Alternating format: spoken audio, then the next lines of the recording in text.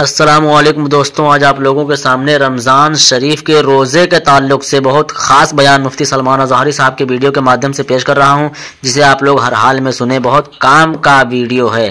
میرے عزیزوں، اس نفس کی جو تباہ کاریاں ہیں اس سے بچنا ہر نوجوان کے لیے آج ضروری ہے۔ تم روزوں کو ہلکے میں مت لو۔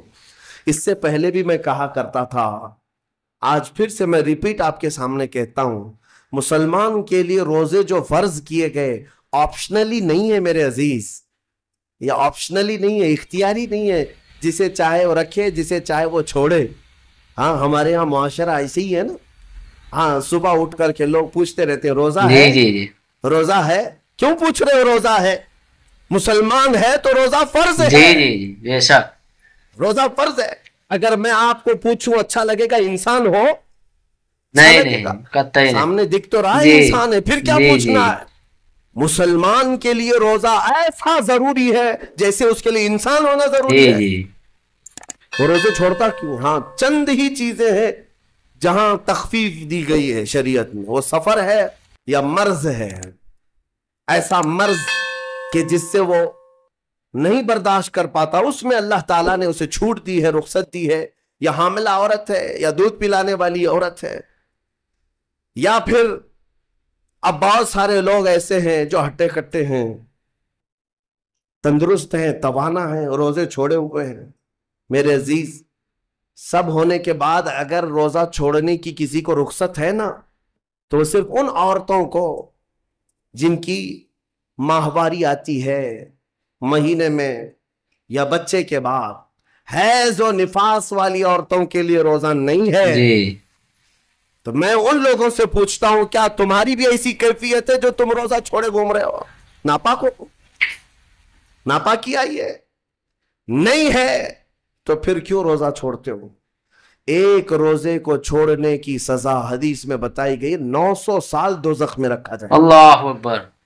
900 سال۔ اب کیلکولیٹ کرو، اگر تمہاری زندگی کے روزے قضا ہیں تو کتنے 100 سال جائیں گے۔ اسی لیے میرے عزیزوں، جب تک طاقت ہے روزے فی الحال کے رکھو ہی رکھو۔ اگر پیچھے کے چھوٹے ہیں تو اسے بھی پہلے کمپلیٹ کر لو، ورنہ قیامت کے دن کی سزائیں نہیں برداشت کر پاؤ گے، بھگت نہیں پاؤ۔ یہ ہم جو بار بار کہتے ہیں، آپ کے روزہ رکھنے سے میرا کیا ہے؟ ہم تنبیہ صرف اس لیے کرتے ہیں کہ قیامت کے دن اللہ تعالیٰ کے عذاب میں گرفتار نہ ہو جاؤ، عذاب میں گرفتار نہ ہو جاؤ۔ اور ہمارے بزرگوں نے ہمیں تعلیم دی ہے کہ اللہ تعالیٰ جب 11 مہینے کھلاتا پلاتا ہے، اور وہی مولا 1 مہینہ اگر حکم دے، تو یہ کس قدر بندے کی ناانصافی ہے کہ اپنے مولا کے حکم کو پیٹ پیچھے ڈالتا ہے اور پھر کھاتا پیتا رہتا ہے۔ حق ہے، حق کیا اسے اپنے رحمان کی رضا کی اتنی بھی فکر نہیں ہے کہ یہ میرے مولا کی رضا ہے روزہ؟ اسی لیے تو اس مولا نے فرمایا، روزہ میرے لیے ہے اور اس کی جزا کچھ نہیں، میں خود بندے کا ہو جاؤں گا۔ الصوم لی وانا اجزا بہ۔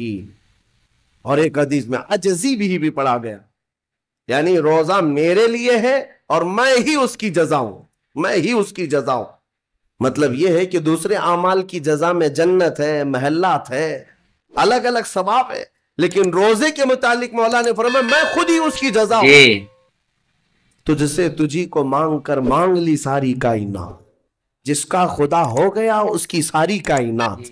میرے عزیزوں، اللہ تبارک و تعالیٰ اگر کسی بندے کا ہے تو پھر اس کے کیا کہنے؟ اچھا، ایک اور اس میں حکمت یہ ہے، روزہ جو رکھا جاتا ہے یہ بندے اور اللہ کے بیچ کا راز ہے، دوسرے کسی کو پتا نہیں۔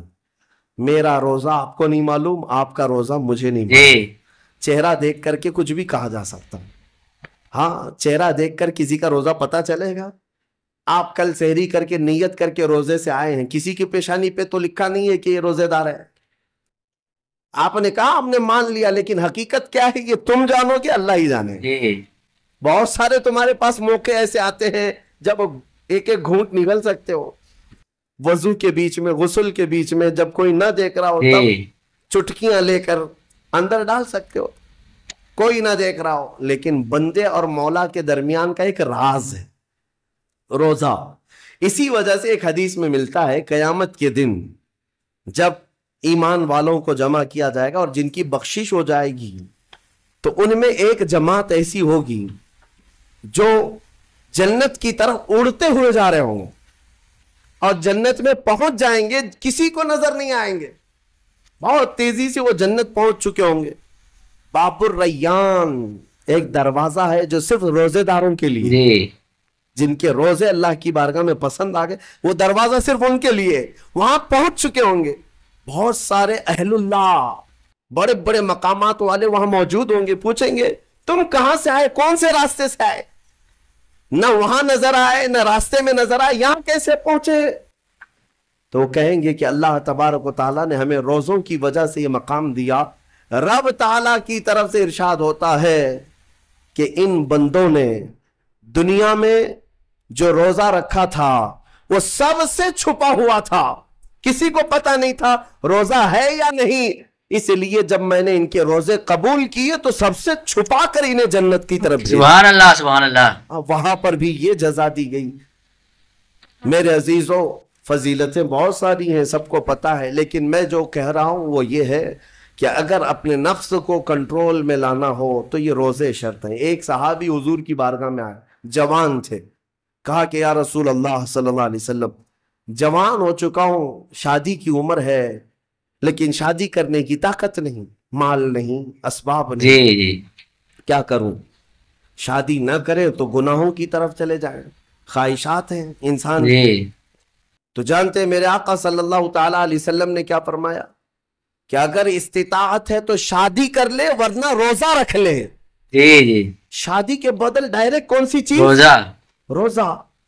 فرمایا اس لیے کہ روزہ تمہاری شہوت کو ختم کرتا, تمہارے اندر صبر قائم کرتا. عزیزان گرامی, حدیث پاک کا یہ مفہوم میں آپ کے سامنے رکھ رہا ہوں. تربیت میں میرے آقا نے ان نوجوانوں سے کہا جن کی شہوت غالب ہے, جو گناہوں کی طرف زیادہ جا سکتے ہیں, ان کے لیے فرمایا گیا وہ روزہ رکھیں, کنٹرول میں رہیں گے. صرف رمضان کا ہی نہیں, سال میں اور بھی دنوں میں روزہ رکھیں تاکہ تمہارا نفس قابو میں رہے, کنٹرول میں رہے. میں چند مہینے پہلے کچھ نوجوانوں کی کثرت کو دیکھ رہا تھا جو اپنے جسم کو شیڈول بنانے کے لیے, مینٹین کرنے کے لیے ڈائٹ پلان تیار کر رہے تھے. تو اس میں ایک بہت ہی بڑے ڈاکٹر ہیں جنہوں نے ڈائٹ پلان دیا, تو اس میں انہوں نے مینشن کیا کہ ہفتے میں ایک دن بھوکا رہنا چاہیے, صبح سے شام تک. وہ نان مسلم ہے.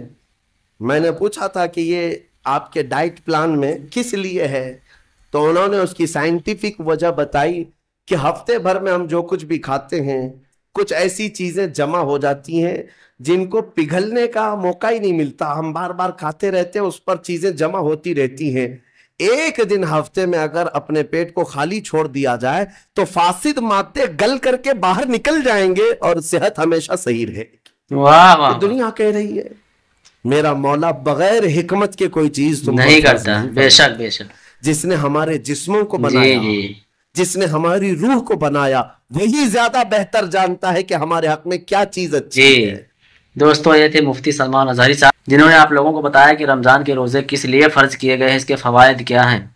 اسے آپ لوگوں نے مکمل سنا. آپ لوگوں سے گزارش ہے کہ پوری ویڈیو دیکھنے کے بعد لائک کمنٹ ضرور کیا کریں, اس سے ہماری ویڈیو کو بوسٹ ملتا ہے اور تیزی سے آگے بڑھتی ہے. اور ہمارے چینل کو سبسکرائب کر کے اوپر والی گھنٹی کو دبائیں, اس سے میری ویڈیو سمے پر آپ لوگوں کے پاس پہنچتی رہے گی. السلام علیکم.